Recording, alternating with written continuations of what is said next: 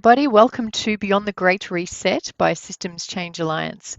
Systems Change Alliance offers a platform where individuals and organisations discuss and offer solutions to the unprecedented economic, social and environmental crisis our planet is facing. We recognise that these challenges are interconnected and overlapping and require deep systemic change. My name is Satya Tanna and I'm your host for the first session. Today we're going to hear about localization, macro history in the next 100 years, and permaculture. Our first speaker has some time constraints, so we will save the opening address until a little bit later.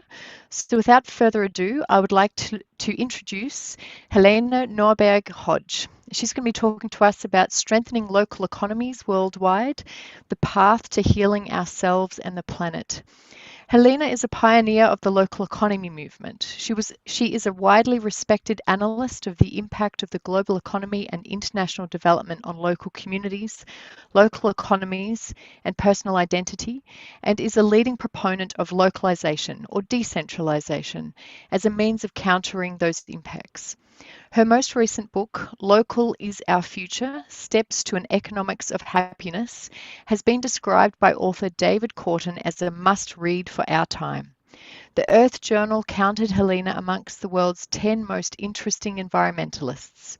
Since 1975, she has worked with people of Ladakh or Little Tibet to find ways of enabling their culture to meet the modern world without sacrificing social and ecological values.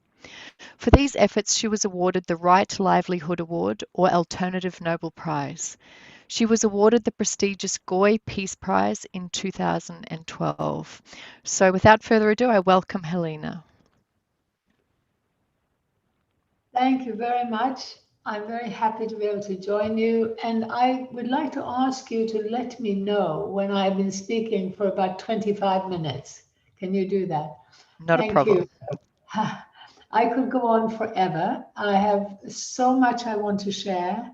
It all really comes from extremely broad international experience, having grown up in Sweden, having lived in America, Germany, France, Spain, learning to speak about 8 languages, and above all, these deep ongoing experiences in Ladakh or Little Tibet, and in Bhutan, which more people have heard of, this little Himalayan kingdom.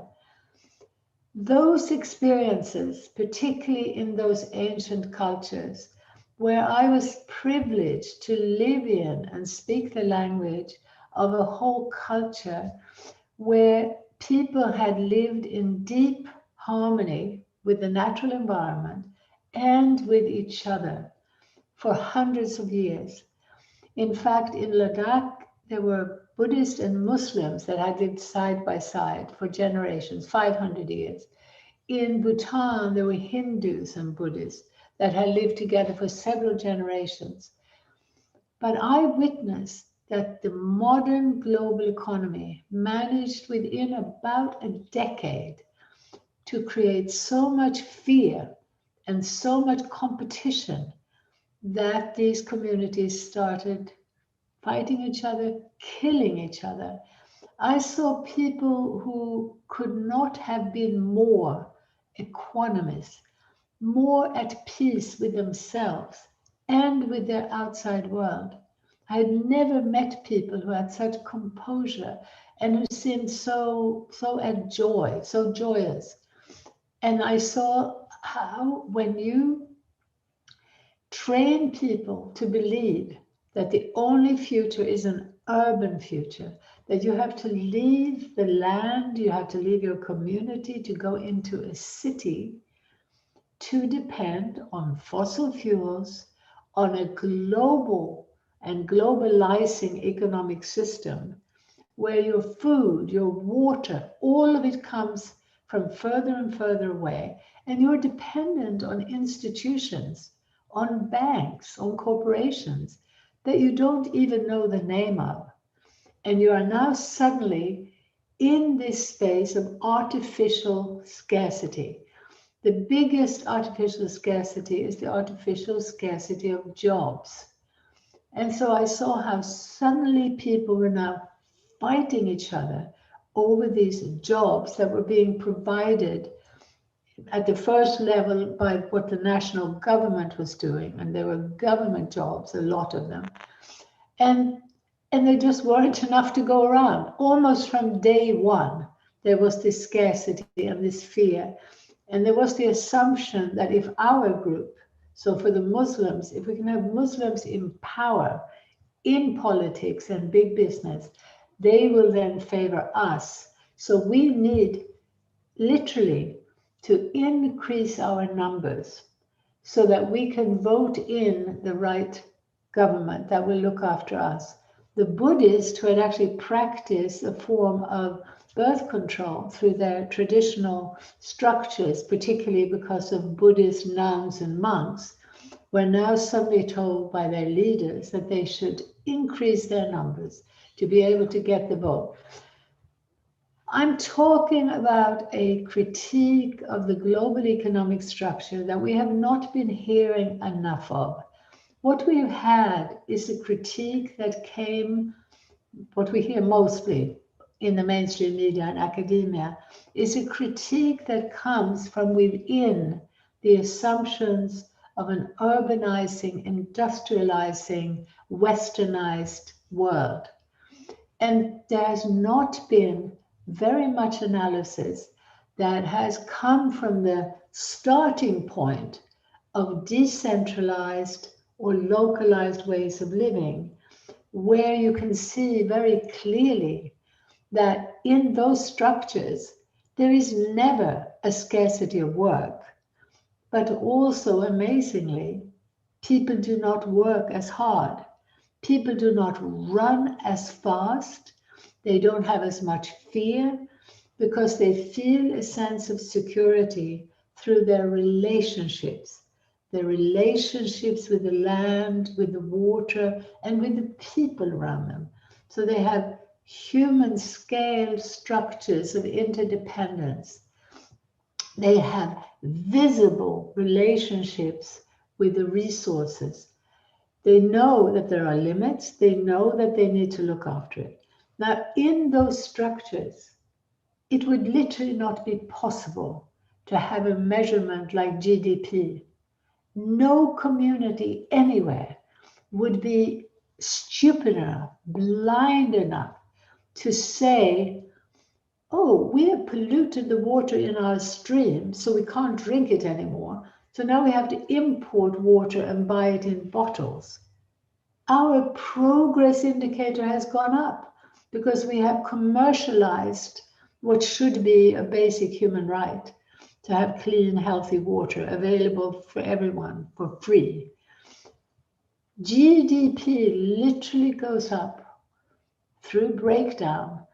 And I'm a bit frustrated with some of my left-leaning environmentalists and new economist friends who are not looking, I believe, honestly and carefully enough at these basic fundamental problems with the economy. And the measure of GDP literally goes up with more illness, with more crime. If everyone listening today goes home and finds that they've been robbed, their television was stolen, their telephone, as much as possible stolen, GDP will go up. If you stay healthy and maybe plant a garden so you have healthy food to keep you healthy, the combination of staying healthy and planting a garden is unpatriotic. You are damaging this very important indicator of progress, GDP. So I would like any and everyone who's thinking about systems to please look at our economic system. And in order to do so in an intelligent way, we have to be looking at the global economic system. And I'm afraid that there are far too few people doing that. I'm glad to be talking to you today because I think your group, and I hope the audience, are people who are realizing that we must look at that global economic system in order to make sense of just what happened over the last year. How is it possible that a few men managed to earn billions more while there was so much suffering, while all these small businesses couldn't survive. What's going on in this world of ours? How is it that in every country you care to mention, the gap between rich and poor is widening as we speak? In my native country of Sweden, that gap has been growing obscenely and clearly for several decades. I helped to set up a group called the International Forum on Globalization, and we studied around the world the impact of trade treaties. These treaties in the media are presented as agreements between governments. Korea trading with Australia, the US, and the EU. If you go to those meetings, you will see that these are treaties that are shaped, formulated by, and dominated by global corporations, banks, media institutions that are pressuring government to give them more rights to move freely. In the meanwhile, they often pressure governments to bring stricter regulations at the local and national level. So this combination of over-regulation at the local level and deregulation at the global level is accompanied by governments squeezing individuals and businesses at the local and national level, squeezing them for taxes while squeezing them with regulations, particularly at the local level, and squeezing them for taxes, while at the global level, these giant monopolies are not paying tax generally. And they are in fact subsidized because we've been steadily, particularly since the late 80s, there's been a process of continued globalization supporting global players. Now, this is why localization is really the systemic direction we must take. We must take a direction that starts supporting the place-based or localized ways of doing things. And we're talking most importantly about how we use the natural world, how we use human beings, human labor, human intelligence, human care to meet our needs. Now, as you know, in the global economy, we are not using human beings and nature to meet our needs. We are using the natural world and human beings to meet the needs of corporations and billionaires to get richer and richer. This is how consumerism was brought in as a way of generating all of this activity, all of this production, all of this greed, all of the advertising, targeting young children to make them feel inadequate, insecure, imperfect, essentially selling the message that if you want to be loved and respected, as every human being does, particularly children, if you want that love and respect, you've got to have the latest gadget, you've got to have the latest fashion, and you've got to grow up as someone rich and famous and have those fancy cars, be able to stay in those amazing hotels that are advertised. So we must please step back and realize that for most of our time on this planet, human beings evolved in cooperative, intergenerational communities. We evolved in a way where the most important things we do, how we raise our children and how we raise our food, those activities were central. They were at the very heart of life. And women played a very important role in both and were respected for that. Now, I say, with great authority that this is most of our time on the planet. In many places, it's not clear how far back we have to go to find cultures where the feminine had a strong voice and where those functions were respected. But I myself have experienced, even in rural Spain in the 80s, a way of life where the intergenerational connections, in other words, the connections between grandchildren and grandparents, great-grandparents, the connection between the older members of society and the young children was deep and ongoing. I experienced a way of life where the majority of people in the villages where we lived were in contact with the land and were getting most of their food from that land. This is in Spanish villages as late as the 1980s. So even though in many places we wouldn't have had the degree of harmony, the degree of power for the feminine that I experienced in Ladakh, in most parts of the world, in the rural communities, there was a fabric of life that people can still remember. Many people can still remember. Localization is not about going back to live exactly like that. It's not a path where we believe that all of humanity needs to live in a small rural village. What localization is about, as we promote it, is the absolute need to support changes in policy that will stop subsidizing and deregulating global businesses and instead shift to do that for place-based businesses. We also see an absolute need to shorten the distances that goods travel.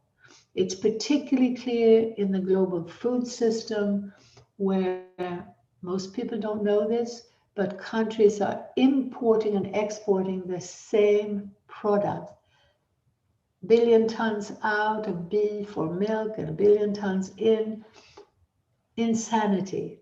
On a daily basis, food is flown across the world to be processed. Fish from Europe, from Australia, from America to China to just be deboned and flown back again. We don't get to hear about this because we have a media that is part of an alliance of banks and corporations that are keeping a system going. I do not believe that most of those people in the media or in the banks or corporations are evil people. I don't even believe that they're more greedy than most small business owners. I have met many of them. I have met ministers, Nobel Prize winning economists. What I see is that the higher up you go the power ladder, the more blinded you are to listening to a fundamentalist argument about economic growth being essential, and an argument that claims that this is in the benefit of the majority, even though the truth is so blatant now, the damage to people, the damage to the environment. So we are very privileged to have been able to encourage and to support localizing initiatives around the world. Many of them have been starting in cities. What they are about is people coming together, aware of the urgent need for system change, the urgent need to rebuild the community fabric, the human scale community fabric, to start creating dependence on one another. And guess what? When we do that, we become naturally collaborative. We actually see that the interest of the group is the same as my own interest. So there's a movement of everything from eco-villages to transition towns. In the permaculture movement, so much has been happening around the world. For us, the central focus needs to be around rebuilding food economies worldwide, because we're seeing that when the supermarket shelves are, the supermarket deliveries are blocked, which they can be so easily from climate as well as political emergencies, the supermarket shelves are empty in a few days. We've seen the madness of masks not being available in different countries. I mean, but we didn't hear enough about what it's doing to the food economy. So everywhere around the world, keep in mind that food is the only thing we produce that everybody needs every day, that we have governments that are locked into a blind economic path where they are separating us further and further from the source of our food. They're encouraging big monocultures, which are unproductive, which produce less food per acre.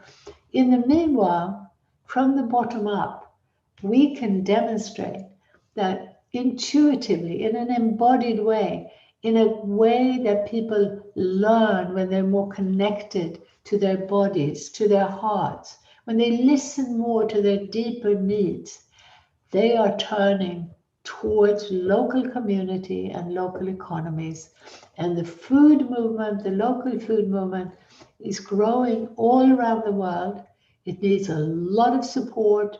It needs much more awareness, which is why we have conferences like this. But please keep in mind that many small are much more productive, much more efficient, and much more joyous than giant anything, farms, businesses, whatever you're looking at.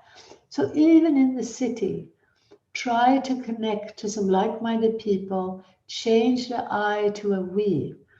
Come together to explore in a deep, heartfelt way what your deepest feelings are, your worries, your problems. Share at that level. We have been encouraged to go down a path where we don't dare to seem imperfect. We've been encouraged to keep this mask on of who we are. We've got to look good, we've got to look perfect. And that is what's keeping people lonely. It's the main reason behind depression and anxiety. I've seen torture victims, alcoholics, prisoners, juvenile delinquents, depressed people come together in circle, helped to understand that the deep sharing, the vulnerability, the daring to be imperfect and to listen to others deeply can be so healing that it can heal people within a matter of weeks. I mean, sometimes it's less than that. It's a very simple truth, which is again at the heart of the localization movement, that reconnection to others and the reconnection to nature are so healing because it's who we are. That's how we became human beings. So it's deep in our DNA, that need for connection. Spiritual teachings didn't remind us about the need for community, the need to connect to nature, because most of the spiritual teachings that have been brought into the modern world came about at a time when people lived in community and lived more connected to nature. The spiritual teachings were there to reinforce that sense of oneness, that sense of connection, that sense of being humbled by and strengthened by feeling part of something much larger than ourselves. That is what those spiritual teachings were helping us to see very clearly. People were living in a way that reinforced those teachings. So for today, I believe it's vital that we remind people of the need, as I say, to rebuild the community fabric and to reconnect to nature. Reconnecting to nature is something that I myself find, I suppose, most spiritually and deeply rewarding when I'm out by myself in the forest or by the sea. So it's something that I think we often do best alone. If we're in a social sphere, we're not quite allowed to feel so mysteriously and magically part of nature. But I am finding that as people connect over the local food systems at the heart of the localization movement, as children and older people come together in community gardens, around community-supported agriculture, even shopping at farmers' markets, what we're seeing is that there we get this combination of connection between people and nature, and a connection to meaningful activity, productive work, that when a child can see the magic of planting a seed, watering and caring, being part of this mystery of life, that brings this sort of win-win-win strategy. So I urge all of you to look more to the localization movement, to see the creation of the world we want, to see that it's happening right now, and to see that it needs your support where you live, that you change your lenses, go away from what the mainstream media is telling you, come to our website, Local Futures, the permaculture groups, other groups that are doing this work, to find out about the sort of initiatives that are part of this win-win-win, and join them, support them. It's not about just shopping locally. This is about, of course, that's good too, but really it's about changing the I to a we and coming together to co-create this new structure that is naturally healthy for us and healthy for the environment. We also urge people to combine that practical and very hands-on work locally with what we call big picture activism. We need simultaneously to do everything we can to put more effort into making this new path more visible. We need to spread the films. We need to have more conferences like this. We mustn't believe those who tell us we don't need any more talking. Let's get on with the action. We actually need to step back and take a deep breath, be willing to look at that big, rather tragic situation of what our governments are doing. I believe that if we could just take the time to do that, and to be sure that we're looking at it in a systemic way. It's not about just one government. It's not about one corporation. It's not just Bill Gates. We need to see the systemic foundations, the foundations that supported global trade and global economic activity over local.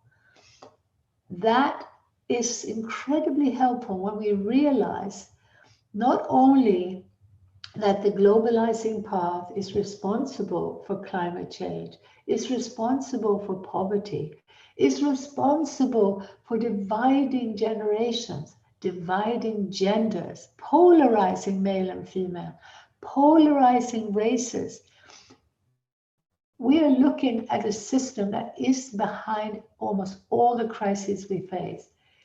Doesn't mean that everything was perfect before, but the crisis proportions that we're seeing are a consequence of the economic system.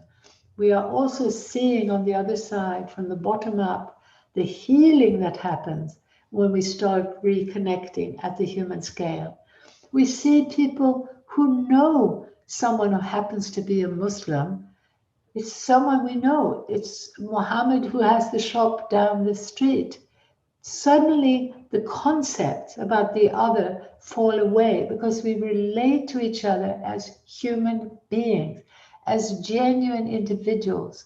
So paradoxically, the dominant path, which sells itself as being about individualism, is actually a path of monoculture, human monoculture, biological monoculture. It's anti-life. It's anti the authentic. The real you can flourish in the more localized structures. This absolutely doesn't mean no collaboration, no international communication. And let's hope that we can also have international cultural exchange and travel again. But right now, there is so much that we can do on the web to communicate and to get ready for that face-to-face world and for the rebuilding of those healthy foundations of the economy that we need and want. I've talked a lot about food because it's the foundation, but when you look at the movement, you will see that there are energy projects, community energy, you will see local business alliances, you will see swap and repair shops, thank God for those, so that we don't have to live in this world of built-in obsolescence. There is local finance, very, very important, a structural path to support a genuinely circular economy. So there is a wealth out there to discover, and it's a wealth that we see people gaining hope and health and real spiritual renewal as they connect to this localizing path. The connection to others and the connection to nature allows us to also connect to ourselves. We become whole again. We become more human. We all also become famous, if you like. We actually are seen and heard for who we are, not the clothes we wear, not the car we drive, but actually who we are. This deeper knowing, this deeper connection requires time. And we are also seeing that in the localizing path, people are able to slow down a little bit, are able to do things in a way that allows for the time and space that love requires. To nurture and to love requires time, requires deep knowing and deep listening. It's a genuinely joyous path, and I hope you'll join us. I hope you'll join us for our World Localization Day, where we are celebrating and making more visible this movement across the world. So we are working with about 23 countries, or people in 23 countries on 6 continents, and our program of localizing events starts actually today. So I'm very happy to be joining you today. And the Localization Day itself is on Sunday, June 20th. Thanks very much. Thank you. Thank you. I just want to make some comments and say it's really refreshing to hear things from your perspective, from framing it from the perspective of those who have lived in a more localized economy, and then to hear the impacts directly on them. You know, there's this idea, even in big business, of you know, be careful what you measure, be careful what key performance indicators you set. Because if you don't set the right ones, then you end up with outcomes that you didn't expect. And I certainly see that that's what's happened on a global level with the systems that we're choosing. And also this point about, you know, it's actually not necessarily the individuals that are at the top. It's not necessarily those individuals, because if they were removed, our system produces a big line of others ready to take their place. So this is why it has to change on that systemic level. And I think really completely agree with your perspective that this is about spiritual connection to others, to nature, and to ourselves. And if we change the system, then we're going to feel so much more whole in a whole different way we maybe didn't even consider. So I'm just going to move into the Q&A. We've got about 10 minutes. So I'm just looking at a few questions that we have here. If anyone has any questions, they can also write them into the chat on our social media. Can you please give us some concrete examples of global trade agreements and the way they are designed to strengthen the powerful? Yes, and particularly I want to tell people about the fact that these trade agreements, they contain clauses called ISDS, and that stands for Investor-State Dispute Settlement. And so as these deals are being made between countries, as I said, it's actually more about relationships between corporations and countries. And countries are now being made to sign in black and white that we will not do anything that might threaten your potential profit. So, for instance, a Swedish nuclear power company called Vattenfall sued Germany for, I think it was 3-4 billion, after Germany decided to abandon nuclear power after Fukushima. We've had companies suing Canada. This is a long time ago. I can't even remember the name of the company, because Canada wanted to ban a toxic chemical. You have tobacco companies threaten to sue small island countries if they dare to put anything negative about the health impact of tobacco on their cigarette pack. So it's absolutely essential that we do look at this and that we realize it's not a secret, but it's almost impossible to get it into the media because we have a closed circuit there. And people at the grassroots, many environmentalists and social activists, first of all, they often don't know about it, but when they do, it somehow feels a bit too big to deal with. I personally believe that if we can work together and get together in the social and environmental and peace movements, the women's movement, all of those people who are working, even today, as people are so strapped for time, pressured, worried about earning enough money, there's still an amazing number of people who are working to make the world a better place. If they could look at that bigger picture, I believe that from right and left, we would be coming together to say, absolutely not. We cannot continue supporting this crazy blind race for profit in the hands of giant corporations and then becoming richer than whole countries. In terms, people have heard of NAFTA and GATT and their big treaties before that people might have heard of, but most people have not understood about these ISDS clauses. They haven't understood that it's actually not, the meaningful part of it is not about relationships between countries.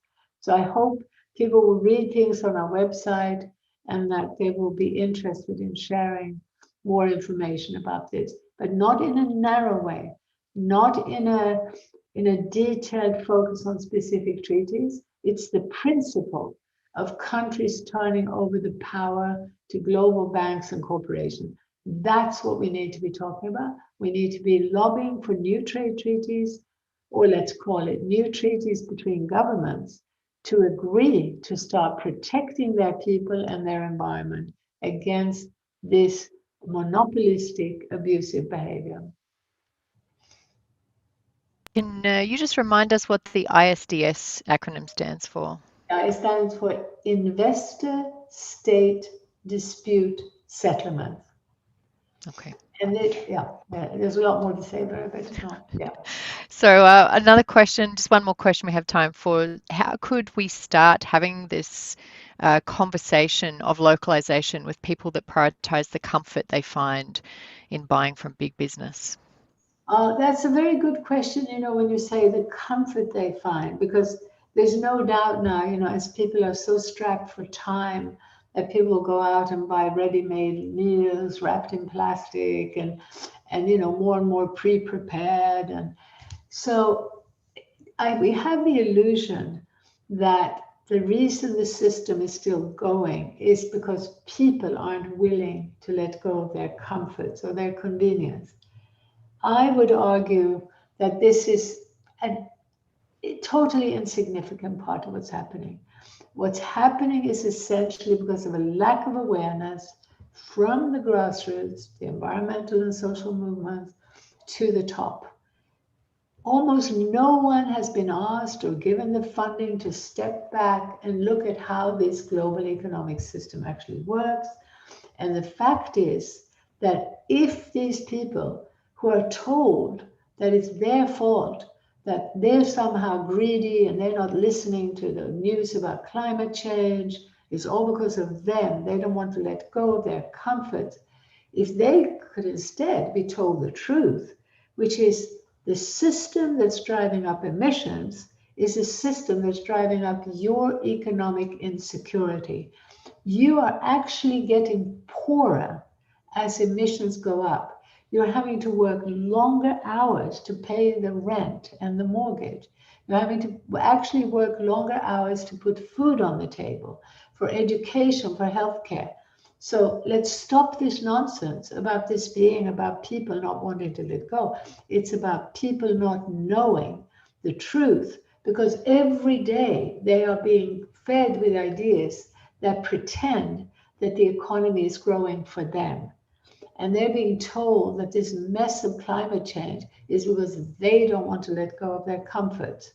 This is completely false narrative. It's not what's happening. And so I really believe that maybe one of the most important messages is that it's because of this dominant economic system that you are ending up full of guilt, self-blame, not feeling good about yourself, feeling guilty that you don't have enough time for your children or your parents. Or this is not a system of your creation. It's a system that has been winding and getting bigger and more opaque. We haven't seen enough to understand what's going on. We need to wake up to that. And that again is just stepping back and looking at it. Ideally, there will be funders who will start funding the institutes who also do more research on this, because it doesn't exist at the moment. You hear in academia a lot about systems change and systems analysis. I taught at an alternative holistic group at the University of Berkeley in the 70s or early 80s, because there were many institutes set up at that time because we wanted more holistic, genuinely systemic knowledge. But I witnessed how it was already going in a direction of not wanting to look at the global economic system.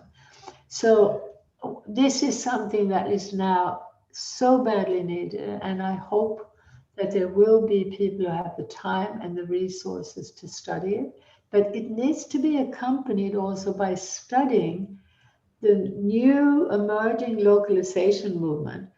Perhaps the single most important fact in that is that small diversified farms produce far more per unit of land than monocultures ever can. The large monocultures full of fossil fuels and machines produce less food per unit of land. The efficiency is that they create unemployment while driving up emissions and producing less food.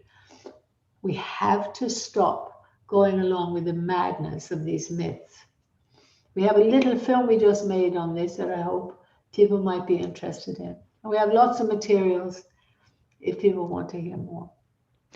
Great. Well, thank you so much for your time and for your presentation today. And I certainly hope that we have the chance to connect more in the future and have further conversations with you about that. So yeah, thank you very much for your time, Helena. I'd love to. Thank you. Thank you. Okay. Bye-bye. Thanks. Bye-bye.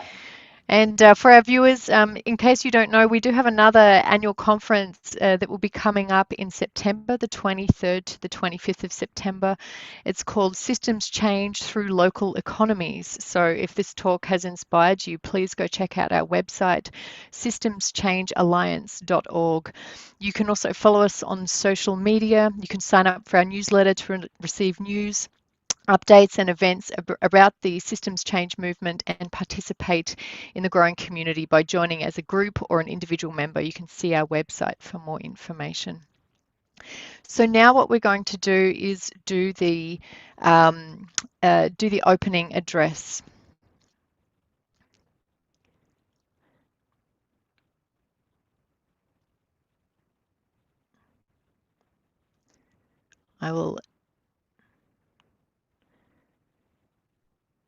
Okay, so the opening address, which unfortunately we weren't able to do a little bit earlier, we're going to do just now. So for this program today, Beyond the Great Reset Towards Systems Change. The world is in deep systemic crisis, both economically and environmentally. but can we expect the world's corporations and the current market economy to save us? We're told by leaders of the World Economic Forum that we can emerge from this crisis a better world if we act quickly and jointly. But to paraphrase an old saying, we cannot expect to solve our problems with the same system that created them. It is time for systems change. So here at Systems Change Alliance, we agree with economist Richard Wolff, who recently said that the current market economy has largely failed us in creating economic democracy and sustainability. It is time, therefore, we look beyond corporate capitalism for answers. And this is the main reason we're holding this summit. We need to go beyond the Great Reset and seek out deeper, more structural changes to our economic and environmental systems. Anything less will simply be more of the same, shallow reforms without creating fundamental systems change. Environmental activist Vandana Shiva compares the Great Reset to the Green Revolution, which has not at all been a sustainable solution to the world's food problems. The new agenda of the World Economic Forum will continue to maintain this extraction machine and the private ownership of life, she writes. Corporations and governments have indeed been trying to green the planet with sustainable capitalism for the past 40 years. But meanwhile, the systemic crisis of economic inequality and environmental destruction have only become more entrenched. It's time we look for deeper solutions. Therefore, we've decided to invite some of the brightest, most creative and original systems change makers in the world to explore what it would take to create a more comprehensive economic and environmental transformation. World-renowned people like clean energy advocate Richard Heinberg, local economist Helena Norberg-Hodge, whom we've just heard, regenerative economy activist Daniel Christian Wall, and political economist James Quilligan, to name just a few of the great speakers that you'll be hearing from today. In this conference, we will explore what a restructured economy may look like, including structural economic change beyond corporate capitalism, local economies, indigenous cultures and economies, cooperative economics, economic democracy and decentralization, economics of happiness, restorative and local agriculture, global protection of biological and cultural diversity, the role of multilateralism, and much more. So what is the Systems Change Alliance? We're an online and real-life platform bringing together organizations and individuals who are working towards all-round systems change. We focus on three core areas: the environment, society, and the economy, and we advocate for political, ecological, and economic systems change by organizing movements, workshops, and conferences, by publishing articles and newsletters, and by conducting research and developing policy proposals. Systems Change Alliance is currently comprised of a group of worker cooperatives, charities, and non-profit organisations, some of which are large networks and alliances, including economic democracy advocates, We All, Local Futures, Shareable, the Netscraft Movement, Economies, Stir to Action, Prout Research Institute Portugal, and many more. We are a growing global movement with most of our member organisations in Europe and North America, as well as many individual members from Africa, Asia, and the Middle East. We would love for you and your organisation to seek us out and join us. So please visit our website, systemschangealliance.org, for more information.